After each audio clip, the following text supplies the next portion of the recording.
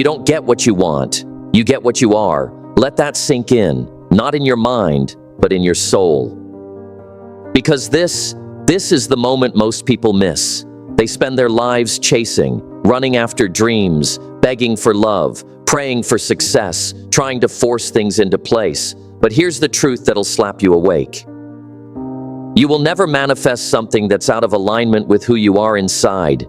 You can want peace, but if your soul is at war, peace won't stay. You can want loyalty, but if you can't even trust yourself, you'll never attract it. You can want abundance, but if your daily thoughts are soaked in fear, doubt, and scarcity, abundance won't come close. Because life doesn't respond to your wishes. It responds to your whispers, to your patterns, your habits, your energy. You don't attract what's on your vision board. You attract what's buried in your subconscious. You attract what you believe about yourself at 2 a.m. When the lights are off and no one's watching, you attract what you tolerate, what you repeat, what you are. And that's why some people keep repeating the same cycles, same heartbreak, same failures, same dead-end situations, not because they're cursed, but because they haven't changed who they're being. So listen to me. This is not about shouting affirmations louder. It's not about working harder until you collapse. It's about alignment.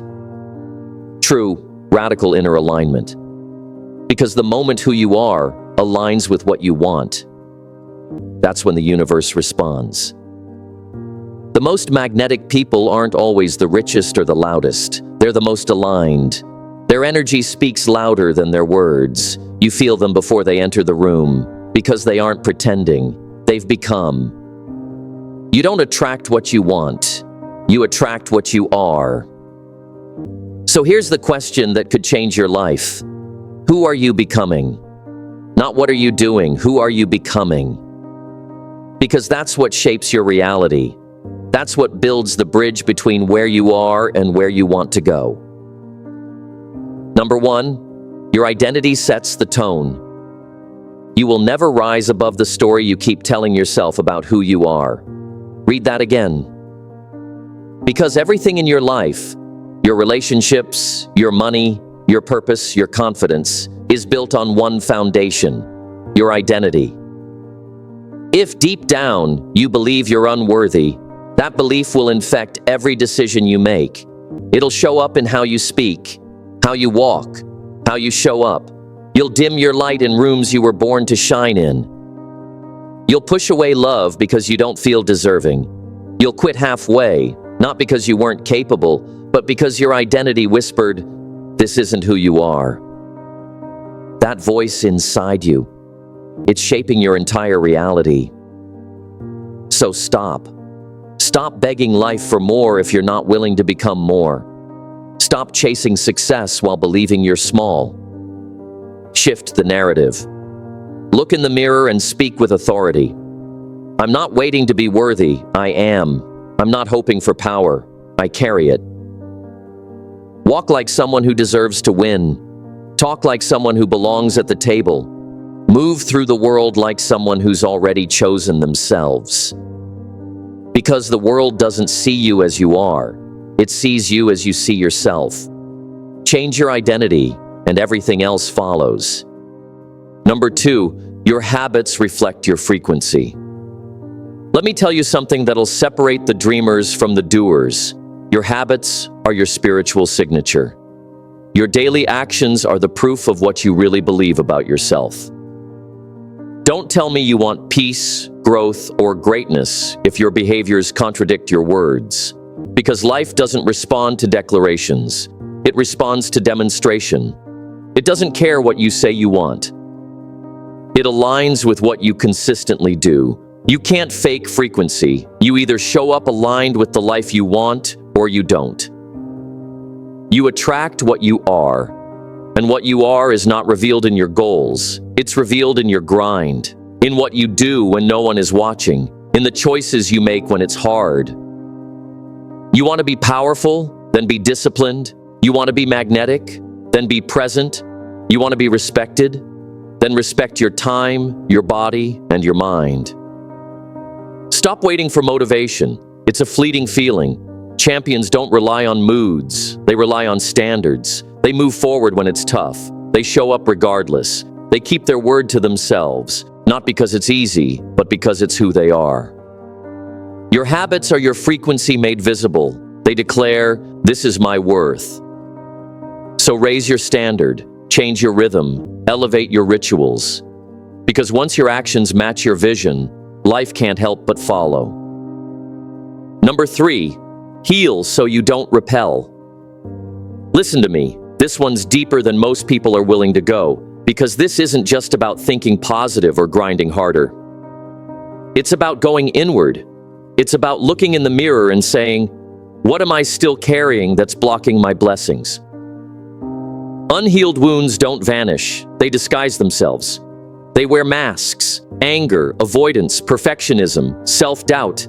They show up in your relationships, your decisions, your reactions. You may not notice them, but life does. People do. Energy never lies. You say you want love, but do you run when it feels too close, too real? You say you want success, but do you freeze the moment the spotlight finds you? That fear, that resistance, that voice saying you're not good enough? That's not truth. That's trauma. That's pain. That's residue from the past still writing your future. Healing is the real work. It's the unglamorous, quiet battle. But it's also your liberation, because when you heal, you stop living in defense mode.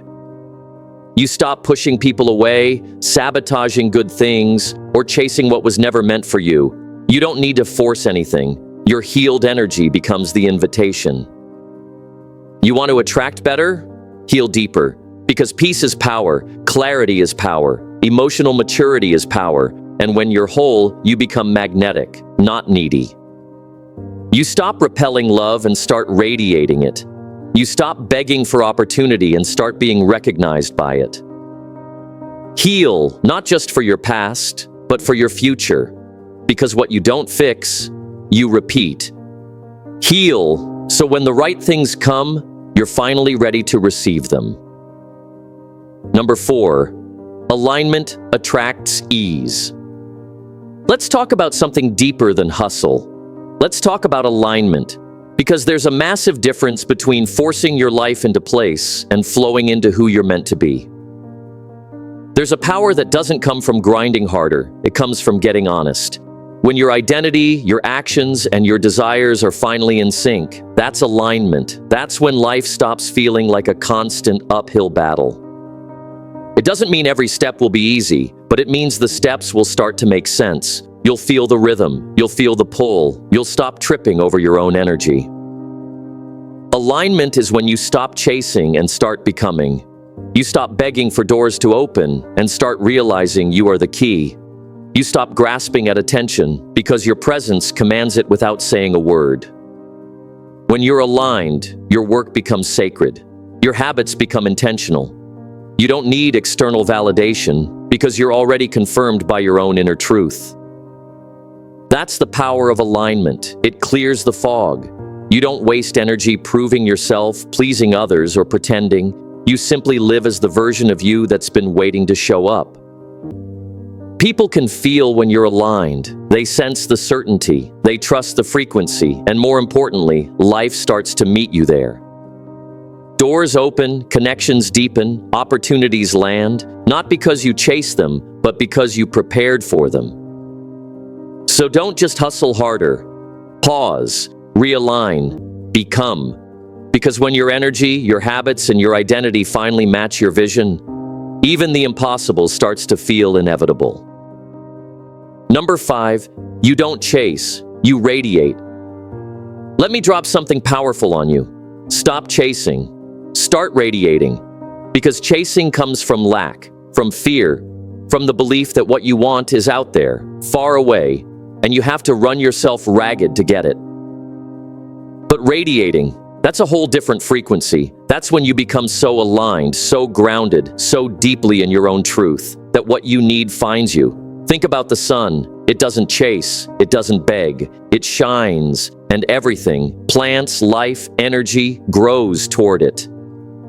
That's your model, not desperation, not over-effort, but presence, power, purpose. When you're authentic, when you're healed, when you're operating from self-worth instead of self-doubt, you stop needing to convince anyone. You don't need to chase people or opportunities or love because your energy becomes the invitation. This is the real shift. Stop focusing on trying to get something. Start focusing on who you're becoming, because your frequency speaks before you do, and people respond not to what you say, but to what you radiate. You don't attract what's on your wish list. You attract what's in your nervous system. You attract what you truly believe you're worthy of. And that belief, that energy, that identity, it shines louder than any words ever could. So stop chasing and start becoming. Shine so brightly from within that everything meant for you has no choice but to find you. So here's your challenge. Don't just write goals, write identity statements.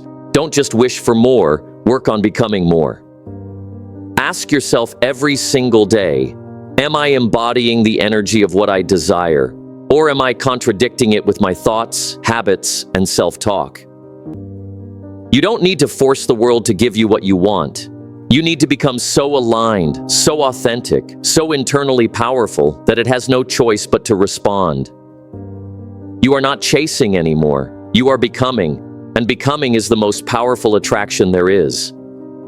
Stay strong, stay real, and stay committed to the version of you that already has what you're looking for.